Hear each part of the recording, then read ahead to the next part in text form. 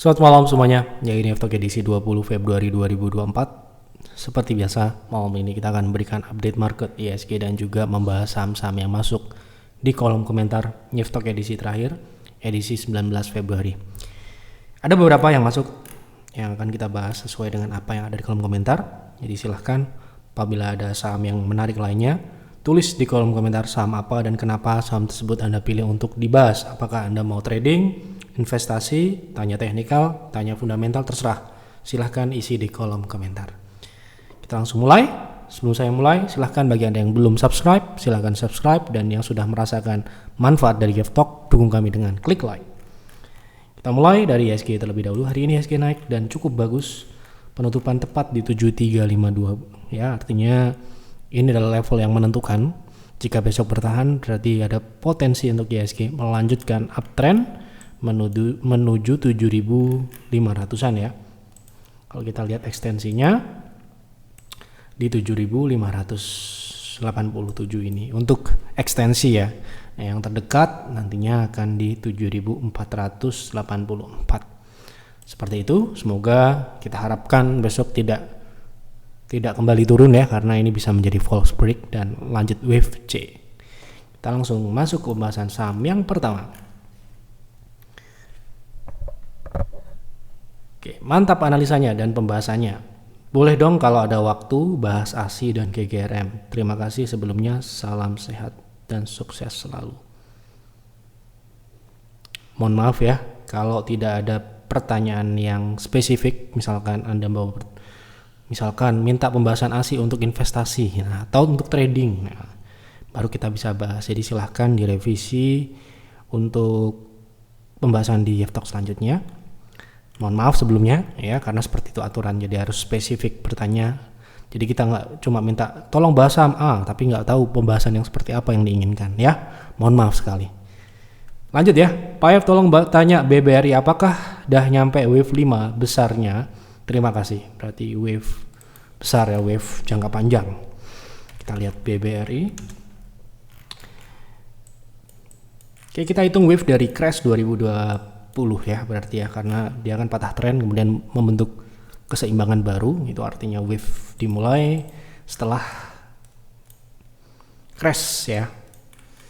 Nah, kita lihat dari wave pertama dulu. Apakah sekarang ini sudah berada di wave 5 atau di wave 3 atau di wave 1 gitu ya. Kita perlu tahu itu sebelum kita memproyeksikan ke depan kemana gitu ya. Oke, kita akan bicara wave 1 besar. Nah, ini adalah wave 1. Kemudian ini ada 2, 3, 4 dan 5. Berarti wave 5 ini adalah wave yang panjang. Kalau kita bicara pada penutupan hari ini adalah merupakan lanjutan setelah breakout. Nah, ini adalah wave, bisa dikatakan wave di dalam wave. Jadi di dalam wave itu ada wave minor. Nah, kita akan melihat wave 5 ini kan sekarang ini di wave 5 besar ya. Berada di wave 5 besar, berarti berapakah ekstensi dari wave 5 minornya gitu ya. Nah, sekarang ini sebenarnya berada di 1,6. Biasanya wave 5 itu adalah peak akselerasi atau bisa dikatakan kenaikan yang signifikan dibandingkan wave 3 ataupun wave 1. Biasanya yang terbesar adalah wave 5. Jadi wave 1 besar, kemudian koreksi wave 2. Wave 2 ini biasanya juga koreksinya hampir 0,6 sampai 0,7. Kemudian dia akan naik ke ekstensi 1,2.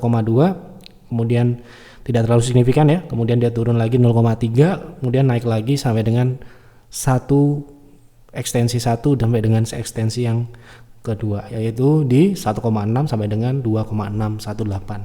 Artinya wave 5 ini sekarang ini masih berjalan untuk wave 5 besar dan mungkin akan mencapai level 7.000. Itu kalau menurut ekstensinya. Ya, kita akan lihat apakah nanti akan bisa lebih tinggi, ya bisa-bisa aja. Makanya ini jaraknya sangat jauh ya. Biasanya wave ekstensi adalah 2,618 itu maksimalnya. Kemudian nanti ada koreksi dulu. Nah, koreksinya ini seperti ini. Ya, kalau kita lihat dari sebelumnya gitu ya. Ini kan bisa seperti ini.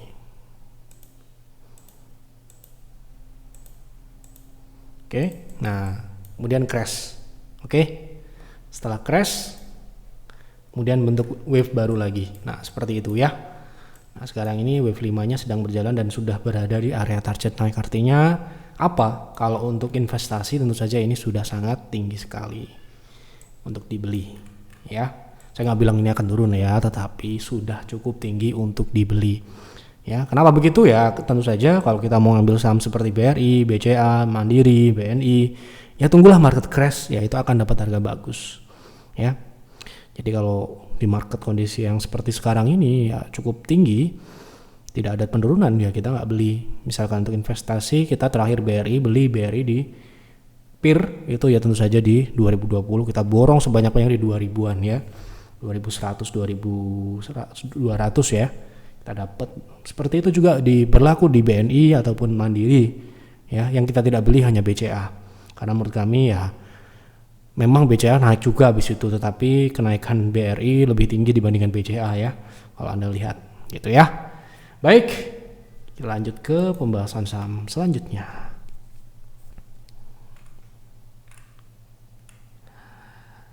Ini ya. Tolong bahas saham SMIL untuk jangka pendek.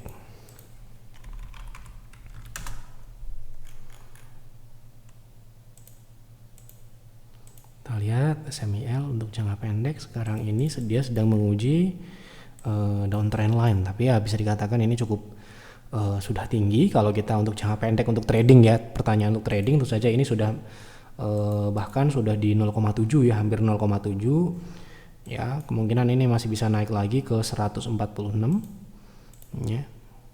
Namun ini trennya masih dalam tren turun ya. Jadi ya kalau kita trading ini menurut kami ini sudah cukup tinggi ya untuk dibeli juga.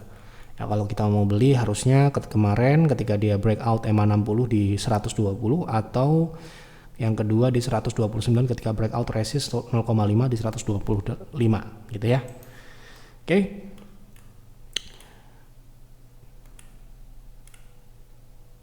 Tolong bahas OASA, apakah sudah boleh masuk buat swing?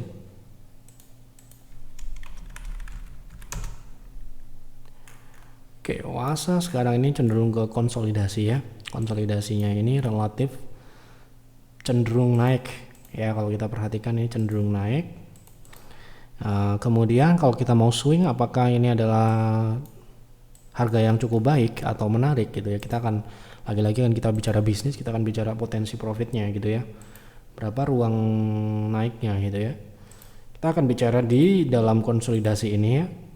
0,618 itu berapa persen kira-kira dari harga terakhir. 0,5 itu di 155 itu 5%. Kalau dia berhasil breakout itu middle area. Kalau dia bisa breakout berarti dia akan menguji resisten konsolidasinya di 166 yaitu 12%. Jadi cukup menarik dengan potensi upside segitu. Kemudian risknya Anda bisa proteksi di 141 atau 140 itu masih di bawah 5%. Jadi cukup menarik. Oke. Semoga sehat selalu Pak Yaf, terima kasih atas doanya. Mohon bahas saham PTBA buat swing trading jangka pendek.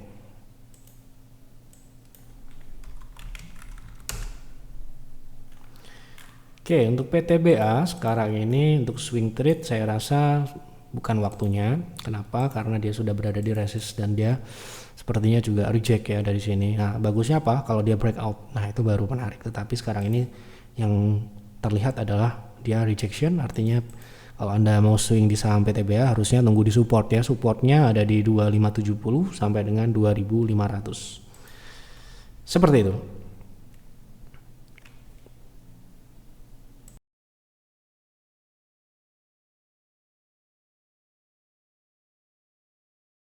Lanjut ya.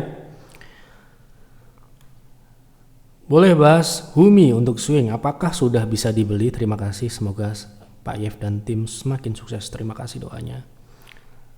Untuk swing Humi baru ini kayaknya. Oh iya. Sekarang ini Humi berada di dalam tren turun. Satu itu. Kedua, jadi tren turun itu ya bisa-bisa aja untuk trading, untuk swing trade.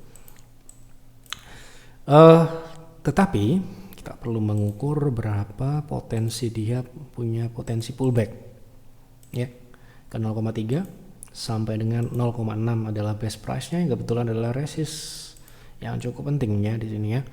Nah, dia berada di EMA 60, tetapi kita nggak muluk-muluk ya untuk swing trade di saham ini. Kita akan ngambil 0,3 dulu.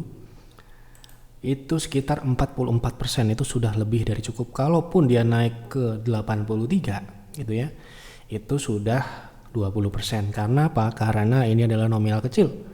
Nah, begitu juga risknya akan sangat signifikan ya kalau dia balik ke bawah 60, di bawah 50, 21%. Artinya apa? Kita perlu memproteksi lebih ketat lagi di bawah 64. Jadi bisa-bisa aja untuk trading, tapi Anda harus hati-hati karena ini saham di bawah 70 yang mana mengacu pada aturan yang ada di private trading room, aturan kami ya, tentu saja tidak sama dengan aturan orang di luar sana. Kita tidak boleh trading di bawah 70 ya. Bukan berarti saham di bawah 70 tidak bisa profit, bukan, tetapi itu untuk aman aja supaya kita ya punya space atau punya range yang cukup jauh dibandingkan kalau kita trading jauh ke area 50, yaitu area parkir ya.